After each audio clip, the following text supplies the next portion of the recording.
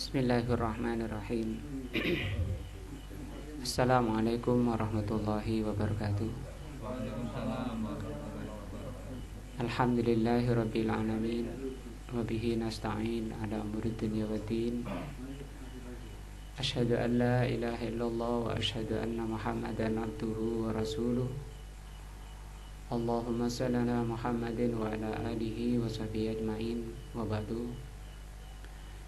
Di pelajaran tafsir Juz Amma, pertemuan yang lalu kita membahas tentang surat An-Nur ayat 35.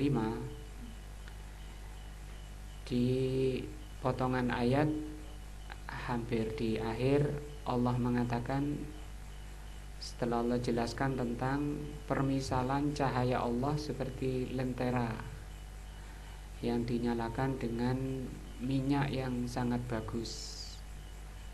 Minyaknya saja sudah terang, ditambah api yang menambah terangnya. Di tengah ayat Allah mengatakan seperti ini, yahdillahu linurihi may yasha. Allah memberi hidayah, Allah menunjuki kepada cahaya Allah siapa-siapa yang Allah kehendaki. Di sini di tafsirnya diterangkan mimman ya yu'lamu zakauhu, yaitu orang-orang yang sudah diketahui oleh Allah kebersihan hatinya. Kemarin sudah dibahas keikhlasannya, wa taharatuhu, dan kesucian hatinya,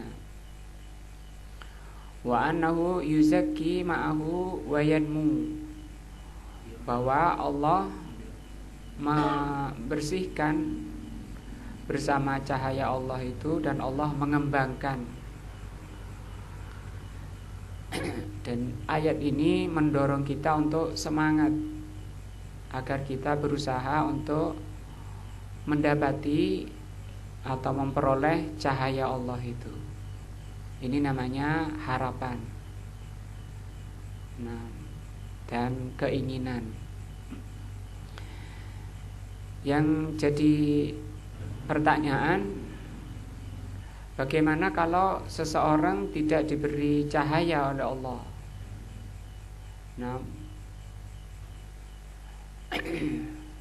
Kalau manusia tidak diberi cahaya, diterangkan oleh Allah Subhanahu wa taala oleh Rasulullah sallallahu alaihi wasallam sebagaimana dikutip oleh Al-Imam Ibnu Qayyim di dalam kitabnya Ijtima'ul Juyuz. Saya baca halaman 10 ini insyaallah. Kata beliau, wa qaddarat aqwalus salafi, telah banyak perkataan-perkataan ulama salaf ala anna fadlallahi wa rahmatihi, bahwasanya karunia Allah dan rahmat Allah, yaitu al-Islam was sunnah. Yang dimaksud karunia Allah dan rahmatnya itu Islam dan sunnah, sebagaimana diterangkan dalam surat Yunus.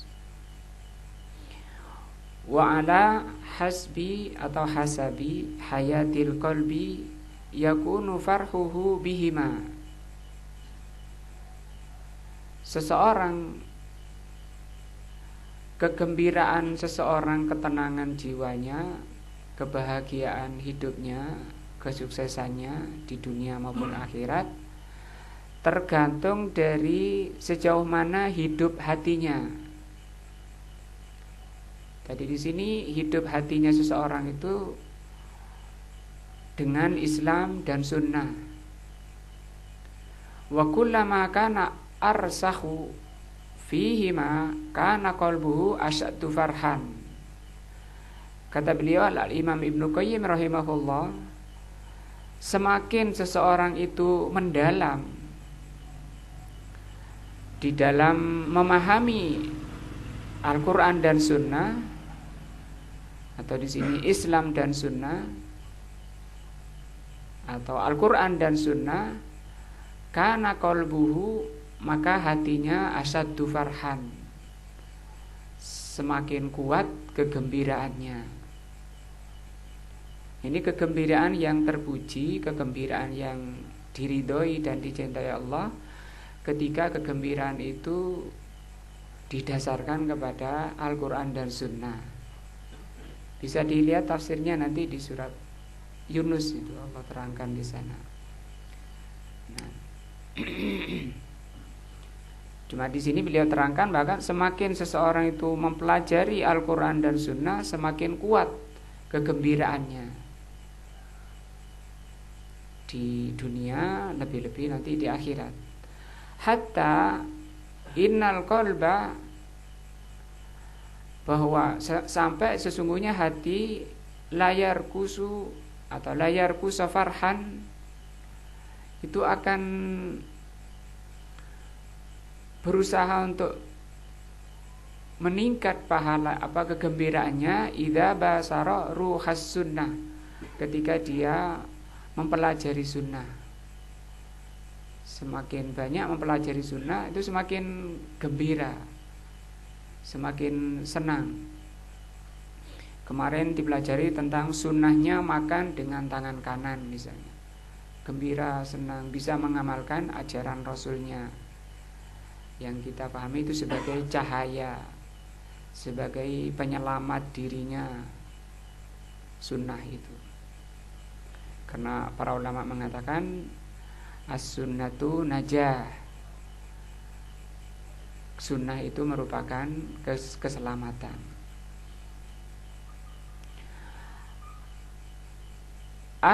Ahzanu ma yakunun nas wa huwa mumtaliun amnan ahwafu ma yakunun nas. Nah,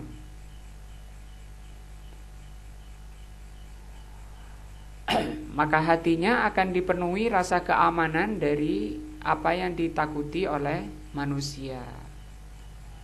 Fa innas sunnah, maka sunnah, kalau sunnah umum seperti ini bisa meliputi seluruh ajaran Islam, Al-Quran maupun hadis. Maka as-sunnah itu hisnullah al-hasin. Sunnah itu atau Islam itu merupakan benteng Allah yang melindungi orang-orang yang mempelajari dan mengamalkan sunnah. Alladzi man dakhalahu kana minal aminin. Barang siapa yang masuk kepada sunnah, masuk di sini berarti mendalami ajaran Allah dan Rasulnya, as-sunnah, Al-Quran dan sunnah. Kata beliau, kana minal aminin, maka dia termasuk orang-orang yang aman. Wa babuhu al-a'zam alladzi man dakhalahu kana ilaihi minal wasilin. Dan pintunya, pintu sunnah yang besar, yang barang siapa yang masuk padanya, dia termasuk orang-orang yang wasilin, orang yang sampai nanti kepada tujuan hidupnya, yaitu surga Allah Subhanahu wa taala, ridho Allah Subhanahu wa taala. Taqumu bi ahliha wa in qa'adat bihim a'maluhum. Maka dia akan tegak dengan sunnah itu seluruh amalannya. Wa yas'a nuruhu baina aydihim.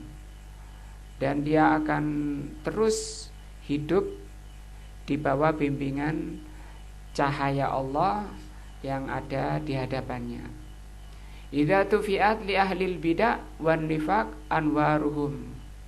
Sekalipun nanti cahaya Allah itu padam bagi orang-orang yang ahlul bidah wan nifaq.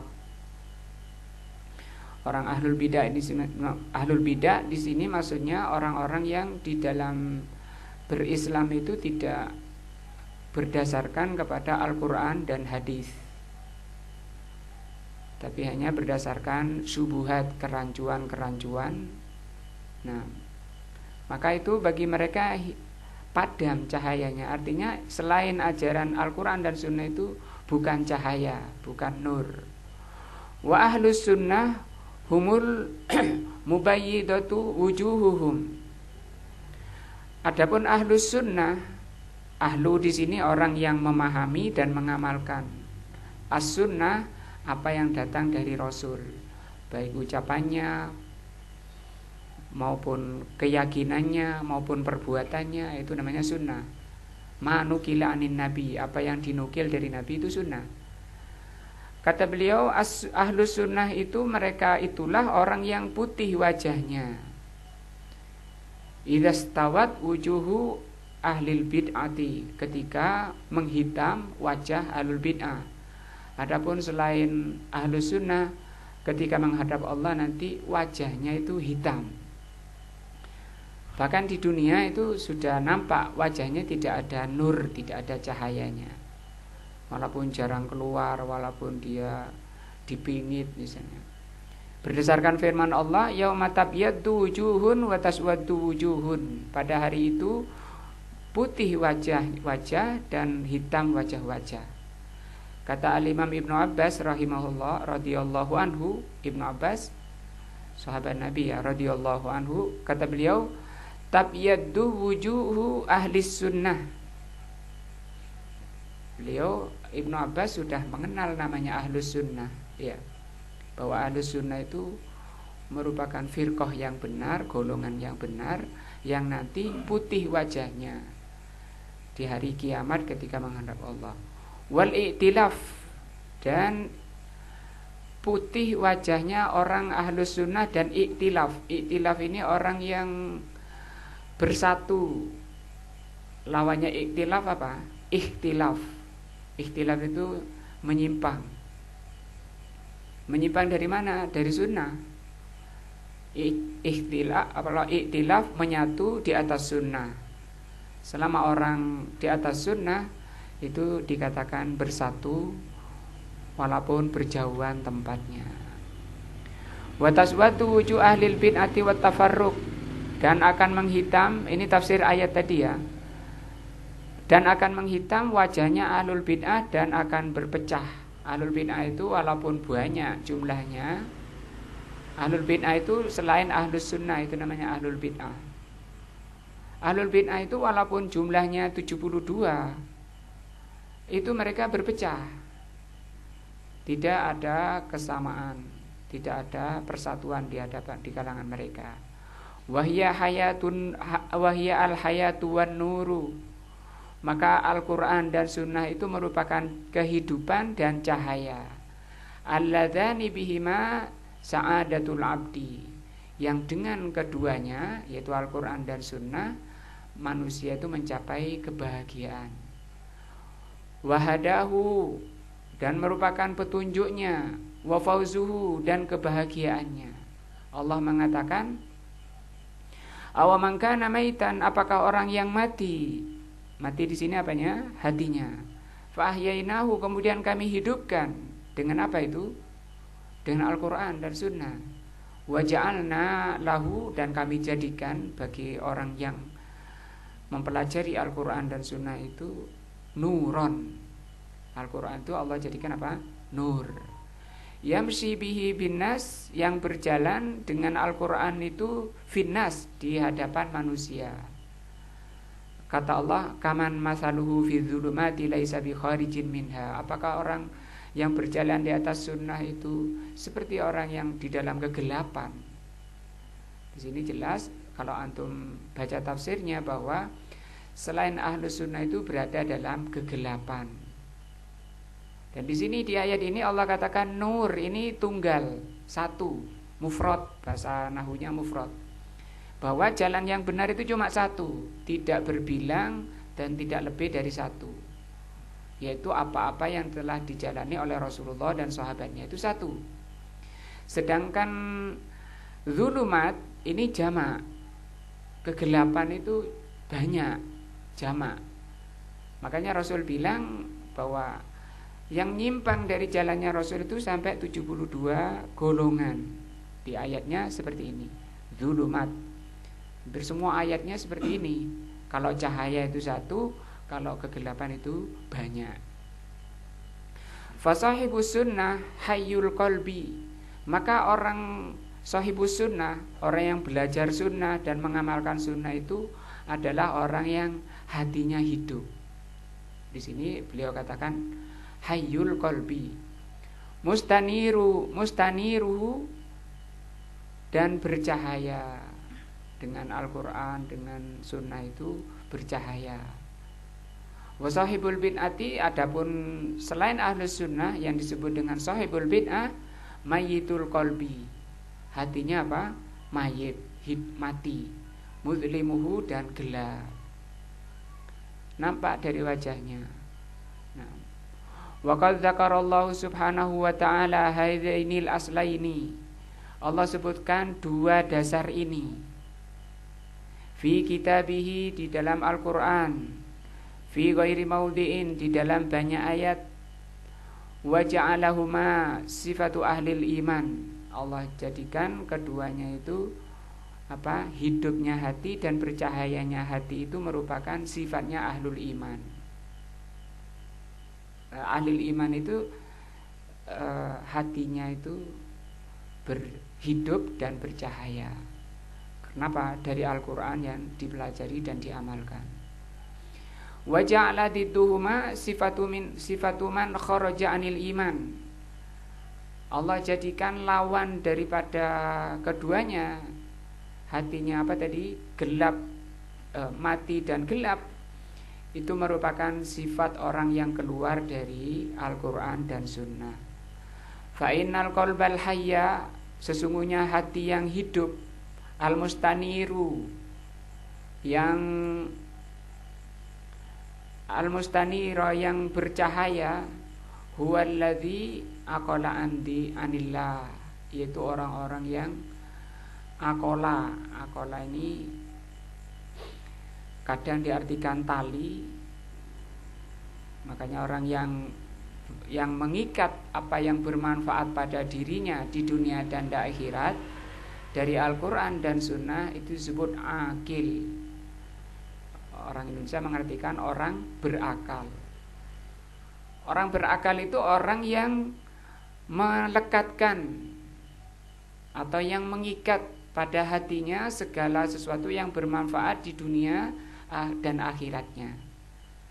Makanya kalau orang sekedar ngerti tapi apa yang diketahui itu tidak melekat pada hatinya dan tidak mempengaruhi hati dan zahirnya, itu tidak dikatakan oleh Allah sebagai orang berakal. Di surah Al-Baqarah awal-awal Allah mengatakan gimana? Atamurunanna nasa bil birri, ya. Apakah engkau nyuruh manusia berbuat baik, wa tansawna anfusakum, kemudian kamu lupakan dirimu, wa antum tatlunal kitab, sementara engkau telah membaca Alkitab, artinya sudah tahu. Kemudian Allah tutup gimana? Afala ta'qilun, apakah kamu tidak berakal? Di situ kalau mau membaca tafsirnya diterangkan tentang definisi akal. Dikatakan oleh Allah kalau sekedar tahu tapi tidak ada efek, tidak membuahkan, itu tidak dikatakan berakal. Wa fahima anhu, dan orang yang cahaya, orang yang hatinya hidup dan bercahaya, orang yang memahami dari Allah, memahami Al-Quran dan Sunnah dan ngefek gitu loh, bukan hanya sekedar paham. Kalau sekedar paham kemudian tidak ngefek, maka itu lebih jelek daripada orang yang nggak belajar. Sehingga ada, wallahu alam, itu hadis apa qaul awwalu man tusair finnar al ulama, orang yang pertama dilemparkan ke neraka itu ulama, karena tadi nggak ngefek, nggak berbuah. Kembali lagi di sini beliau katakan bahwa yang hidup dan bercahaya hatinya adalah orang yang apa tadi mengartikannya di sini, orang yang mengikat ajaran Allah, mengikat Al-Quran dan Sunnah, wa fahima anhu, dan memahami Al-Quran dan Sunnah, wa ana wal inqat, dia fahami dan dia jalani, dia laksanakan li tauhidihi, dalam rangka untuk mengesahkan Allah. Wa mutaba'atu ma bu'itsa bihi rasuluhu. Dan yang kedua, mengikuti apa yang dibawa oleh Rasulullah sallallahu alaihi wasallam. Itu hati yang hidup dan hati yang bercahaya. Wal qalbul mayyit al muzlim, sementara hati yang mati dan gelap. Nah, hati yang mati dan gelap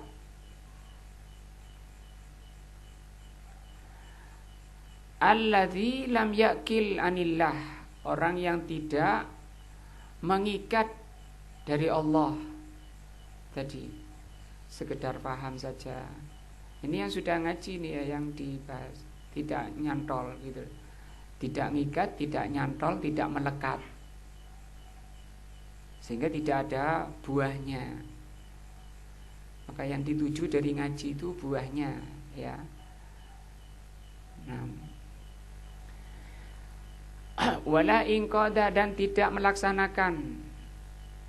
Ini beliau menjelaskan tentang apa? Orang yang hatinya mati dan gelap. Walaupun sudah ngaji belum tentu hatinya itu hidup. Lima abu isa bihi rasuluhu sallallahu alaihi wasallam. Walihada yasifu subhanahu wa ta'ala hadha darbu minan nas bi annahum amwatun ghairu ahya. Sehingga orang yang tidak mengikat Al-Quran dan Sunnah pada dirinya, mereka itu dihukumi oleh Allah Subhanahu wa ta'ala sebagai orang yang mati, tidak hidup, seperti ayat tadi surat Al-An'am 122. Wa bi annahum fi dzulumat, mereka itu dalam kegelapan. La yakhrujuna minha, yang tidak bisa keluar dari kegelapan. Walihada kana dzulmatu mustauliyatun alaihim. Dari itu maka kegelapan mustauliyatun alaihim. Mustauliyah itu artinya menguasai mereka. Artinya mereka dikuasai kegelapan. Min jami'iha jihatihim, dari seluruh arahnya. Seluruh arahnya orang yang hidupnya bukan di atas Al-Quran dan Sunnah itu apa? Gelap. Faqulubuhum muzlimatun, hati-hati mereka gelap. Bagaimana kalau hati yang gelap? Taral haqqa fi suratil batil, dia lihat kebenaran itu sebagai bentuk yang batil, sehingga dia cela, dia musuhi orang yang belajar Al-Quran dan Sunnah. Orang yang mengamalkan Al-Quran dan Sunnah dia musuhi. Tutu golongannya awak kan, bukan golongannya kita. Itu golongannya cingkrang-cingkrang dan seterusnya. Celaan-celaan banyak muncul dari ini. Wal batilu fi suratil haq, yang batil di nampak baginya dalam bentuk kebenaran, terbulak dan terbalik. Ya, ini orang yang apa? Hatinya sudah gelap. Naudzubillah, semoga Allah lindungi kita dari ini. Wa a'maluhum mudlimatun, amalan mereka juga gelap. Padahal mereka itu amalan yang baik, amalan yang diterima karena banyak pengikutnya, misalnya. Karena enak dirasa, karena sudah lama, mulai turun temurun, sudah tradisi, sudah budaya. Wa aqwaluhum muzlimatun, ucapan-ucapan mereka juga gelap. Wa ahwaluhum kulluha muzlimatun, keadaan mereka semuanya gelap. Wa kuburuhum, juga kuburannya gelap. Mumtaliatun alaihim zulmah, kegelapan memenuhi mereka. Ini siapa? Orang yang jauh dari Al-Quran dan As-Sunnah. Wa idza kusimatil anwaru dunal jasar lil ubur, demikian juga ketika kusimat itu artinya dibagi oleh Allah. Nanti orang-orang ketika mau melewati jembatan yang disebut dengan sirat, yang membentang di atas jahanam, yang sifat sirotnya itu lebih tajam dari pedang, lebih kecil dari rambut. Untuk bisa melewati dalam kondisi sirotnya itu gelap. Untuk bisa melewati tergantung dari tingkat cahayanya yang diberikan oleh Allah, dibagi oleh Allah cahaya itu. Maka di sini beliau katakan wa idza kusimatil anwaru, ketika cahaya itu sudah dibagi, dunal jasri ini sebelum melewati jembatan. Nah, dan ini kondisi yang sangat mengerikan, ya. Dan kalau sudah selesai melewati jasr ini, melewati jembatan ini, sudah tidak ada masalah. Walaupun belum bisa masuk surga, tapi sudah selesai urusan. Nah, sekarang yang jadi masalah kalau sampai tidak punya cahaya. Nah, dunal jasri lil ubur, ketika cahaya oleh Allah dibagi sebelum melewati jembatan, lil ubur alaihi, untuk bisa melewati jembatan itu, bakau fi dzulumat, mereka bakau itu artinya tetap diam dalam kegelapan. Karena mereka tidak punya apa? Cahaya memang. Maka membentuk cahaya itu untuk persiapan melewati jembatan itu sekarang. Nah, wa madkhaluhum finnari mudlimun, maka karena mereka tidak punya cahaya dan harus lewat, ya masuknya mereka adalah ke dalam api yang gelap. Karena api itu dibakar oleh Allah selama 3000 tahun, 1000 tahun hingga merah, 1000 tahun hingga putih, 1000 tahun hitam. Gelap, enggak ada cahaya. Orang-orang yang jatuh di jembatan itu melayang selama 70 tahun baru mencapai dasarnya. Semoga Allah Subhanahu wa taala menyelamatkan kita dari neraka Allah Subhanahu wa taala. Wa hadhihi dzulmatu, kegelapan ini, hiyallati khuliqa fihal khalqu awalan. Di sini yang maksud saya perlu kita camkan, perlu kita sadari kita ini. Kata beliau di sini, kegelapan ini adalah yang khuliqa fihal khalqu awalan, awal diciptakannya makhluk. Jadi asal manusia itu bukan terang, gitu. Asal manusia itu bagaimana? Gelap. Faman aradallahu subhanahu wa ta'ala bihi as-sa'adatu atau as-sa'adata, maka barang siapa yang Allah menghendaki orang itu bahagia, selamat, akhrajahu, maka Allah keluarkan minha ilan nur, Allah keluarkan dari kegelapan itu menuju cahaya. Di surat Al-Baqarah, ya hafal semua insyaallah itu. Allahu waliyul ladzina amanu yurijuhum minadz-dzulumati ilan nur. Ya Pak Sugeng ya. Allah walinya orang yang beriman. Allah mengeluarkan manusia dari kegelapan menuju cahaya. Di ayatnya itu juga disebut bentuk jamak, minadz-dzulumati ilan nur. Dari kegelapan menuju cahaya. Maka hati-hati diri kita kalau orang tidak mengerti Al-Quran dan Sunnah, itu berarti orang yang tidak dikeluarkan oleh Allah dari kegelapan. Makanya Rasul mengatakan, man yuridillahu bihi khairan yufaqihu fiddin. Kalau Allah menghendaki orang itu selamat, maka Allah akan berikan dia kefahaman dalam agama. Maka memahami agama itu, belajar agama itu dalam rangka itu merupakan perbuatan Allah mengentas manusia dari apa? Kegelapan. Karena memang asal manusia itu gelap. Nah, sehingga para para ulama seperti Al-Hafidz Ibnu Hajar mengatakan barang siapa yang malas belajar agama berarti dia adalah orang-orang yang tidak dikehendaki kebaikan.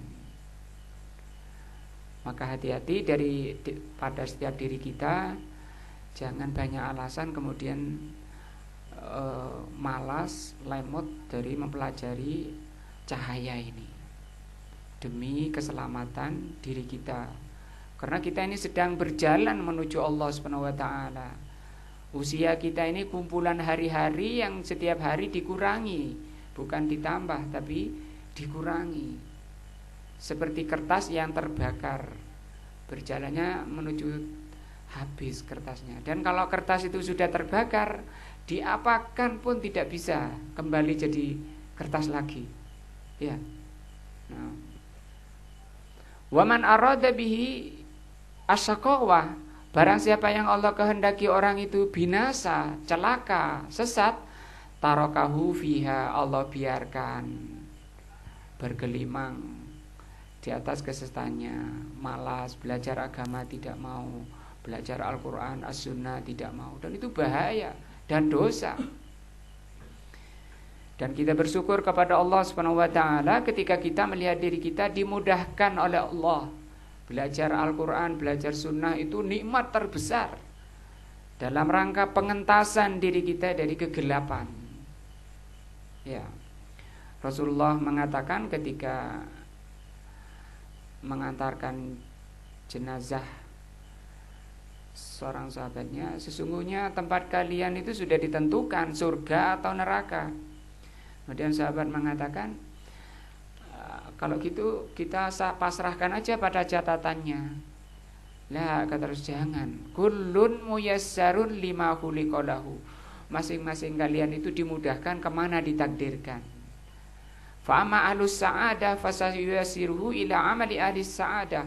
Orang yang ditakdirkan selamat, Allah akan mudahkan dia menjalankan amalan-amalannya orang yang selamat.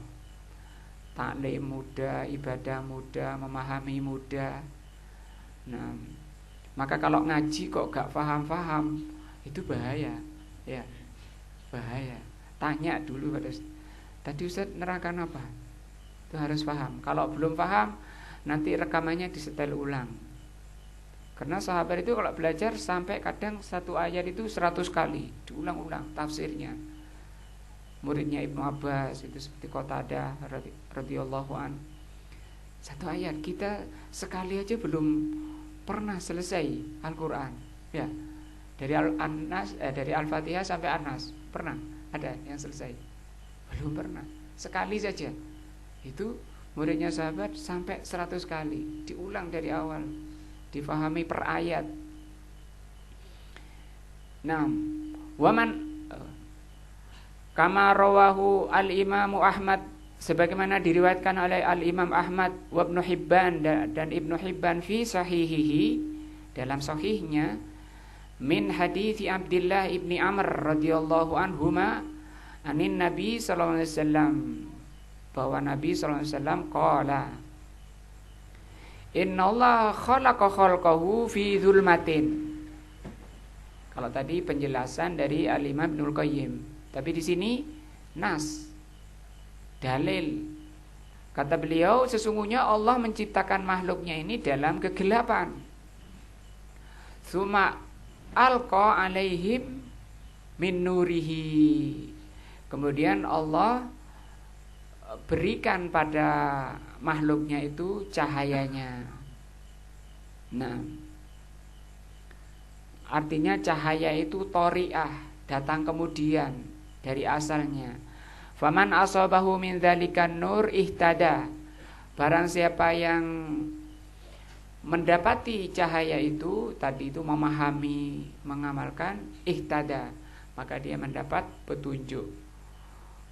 Waman ahta'a, barang siapa yang salah, tidak mendapati cahaya, dolla, maka dia dolla. Apa dolla?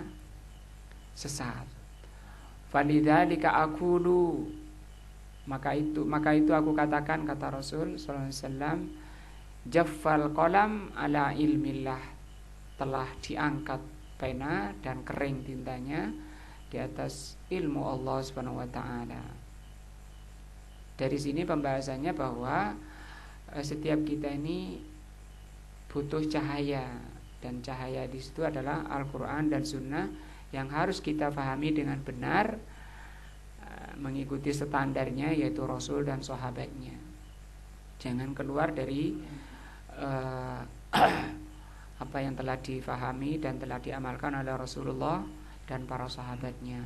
Mereka itu adalah salaf kita, pendahulu kita, yang disebut dengan salafun saleh, orang dahulu yang saleh, yang menjadi ukuran, menjadi standar di dalam kita memahami Al-Quran dan Sunnah. Nah, wa kana Nabi sallallahu alaihi wasallam yas'alullaha, karena demikian keadaannya maka Nabi meminta kepada Allah. Meminta apa? An yaj'ala lahu nuran, agar diberi apa? Cahaya fi qalbihi, dalam hatinya. Ini ada doanya ketika berangkat ke masjid, tak wiji naik motor, enggak usah banter-banter, ambil hafalkan baca doa ini.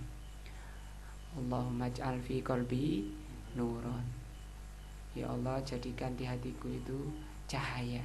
Karena kalau enggak ada cahayanya, pada asalnya itu gelap. Waj'al fi lisani nuran. Kalau di sini, maka Rasul meminta kepada Allah agar dijadikan oleh Allah di hatinya itu cahaya.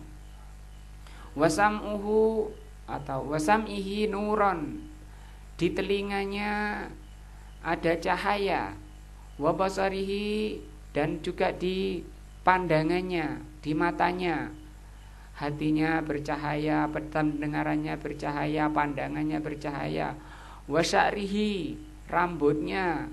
Wabasarihi, kulitnya. Walahmihi, dagingnya. Wa'azmihi, tulangnya. Wadammihi, darahnya. Wa min fauqihi, dari atasnya. Wa min tahtihi, di bawahnya.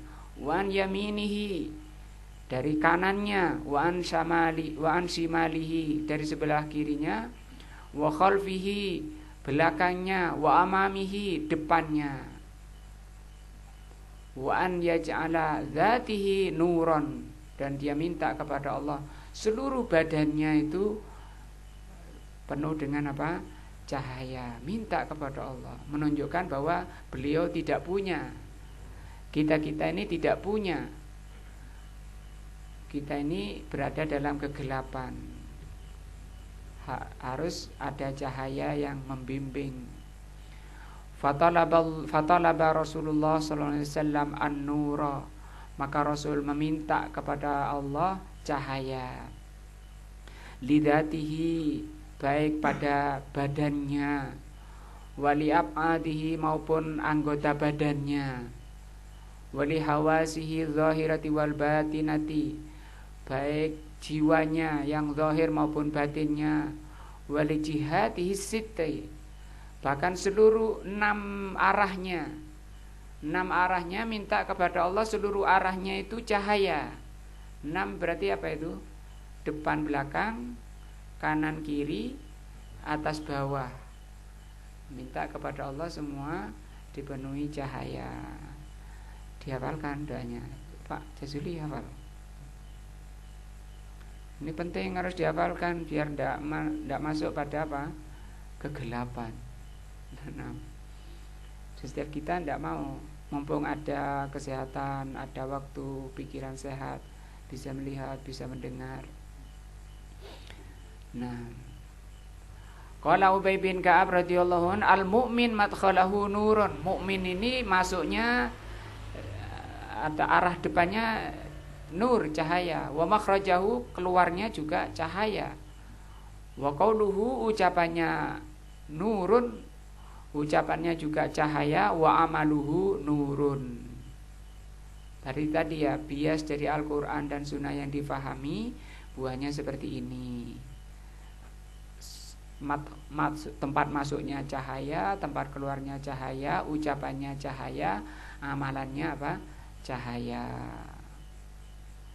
Kata beliau, wa hadzan nuru bihasbi quwwatihi wa dha'fihi.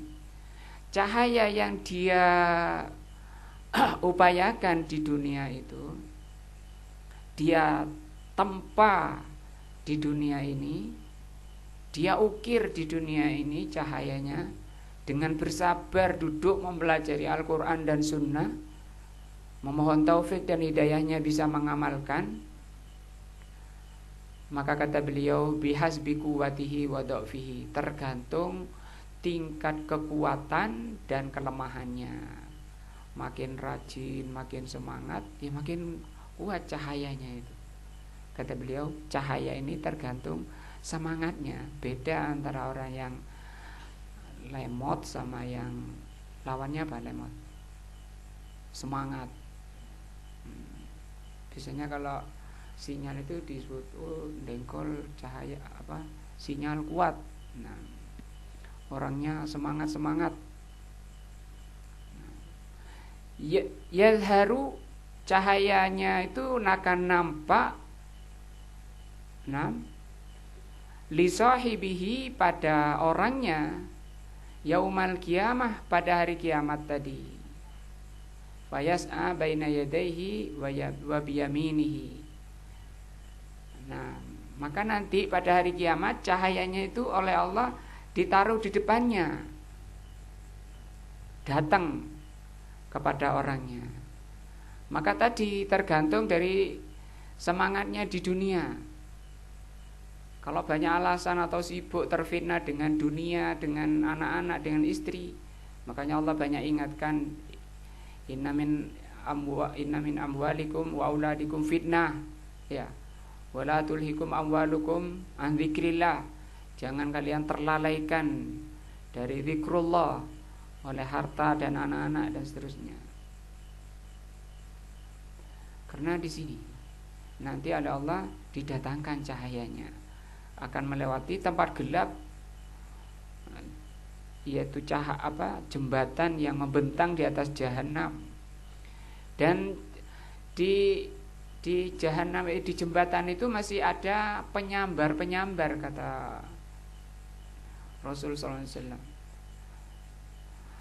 Faminan nasi man yakunu nuruhu kasyamsi, di antara manusia ada yang cahayanya itu seperti matahari. Nah, terang benderang sehingga kelihatan betul ini jalan, bisa melewati dengan lancar, walaupun tadi lebih tajam dari pedang, lebih kecil dari rambut.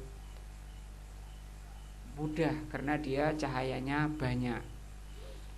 Nah, wa akhar, yang lain kan najmi, yang lain seperti bintang. Wa akhar, yang lain, ini saya kurang paham ini. Wa akhar duna dzalik, diterangkan dalam hadis agak panjang sampai ada yang merangkak. Nah, ada yang bergelantungan, kena sambar, jatuh. Minhum, di antara mereka, di sini beliau terangkan, man yu'ta nuron ala ra'si ibhamihi qadamihi. Ada orang yang diberi cahaya di sebelum nyebrang itu, pada hari kiamat itu, di ujung jempol kakinya. Nah, ngajinya mungkin sebulan sekali atau gimana. Nah, banyak absen. Juga amalannya. Yadi umarrotan wa yudfi'u ukhra. Kadang nyala, kadang mati. Cuma ada di ujung jempolnya, sementara dia harus melewati ini jembatan. Nah, gimana jalannya? Kama kana nuru imanihi, hal itu tergantung dari tingkat cahaya imannya. Jadi kembali bahwa belajar Al-Quran itu bukan hanya dibaca, tapi difahami, diimani. Nah, wa mutaba'atuhu fid dunya, tergantung dari tingkat keimanannya dan tergantung dari bagaimana dia mengikuti sunnah nabinya di dunia. Nah, fahuwa hadza bi'ainihi yuzharu hunaka lil hissi wal iyad. Kedemikian nanti pada hari kiamat mengikuti bagaimana di dunia. Cepatnya juga ada yang seperti kedipan mata, kata Rasul, itu yang tercepat. Kemudian ada yang seperti kilat, kemudian ada yang seperti angin kencang, ada yang seperti kuda lari, dan seterusnya. Ada yang sampai merangkak, tergantung dari tingkat kecepatan di dunia di dalam belajar dan mengamalkan Islam. Maka di sini diingatkan oleh Allah, wa kadzalika auhayna ilaika ruhan min amrina. Demikian juga kami wahyukan kepadamu Muhammad ruh. Ruh di sini Al-Qur'an dan Sunnah. Min amrina, dari sisi kami. Ma kunta tadri mal kitabu walal iman. Yang kamu belum tahu dulu apa itu kitab dan iman. Walakin ja'alnahu nuran nahdi bihi man yasha'u min ibadina. Jadi pelajaran malam ini menguatkan tentang pentingnya cahaya bagi kita, ya, untuk agar kita ini semangat mempelajari Al-Quran dan Sunnah, karena itu berhubungan erat, berkaitan erat dengan nasib darah dan daging kita di dunia ini maupun nanti di akhirat kelak. Karena kita ini dikatakan oleh Allah, waqudun nar, kalian itu bahan bakar neraka. Neraka itu dibuat demikian ngeri oleh Allah, dilipat gandakan 70 kali lipat dari api dunia. Itu bukan karena Allah itu jelek, Allah itu zalim, tapi dalam rangka supaya manusia itu benar-benar takut, benar-benar lari kepada Allah, berpegang kepada tali Allah. Nah, dan Allah, walaupun demikian, manusia masih terlalu banyak yang lalai pada dirinya, tidak mau mempelajari Al-Quran dan Sunnah yang merupakan cahaya dan ruh bagi dirinya. Dan api neraka dibuat oleh Allah untuk membakar hati-hati yang tidak bisa diselesaikan dengan nasihat-nasihat, dengan peringatan-peringatan. Itu hati-hati yang lebih keras dari batu. Nah, maunya malam ini saya bahas tentang surat ini, As-Sa'di ayat 40,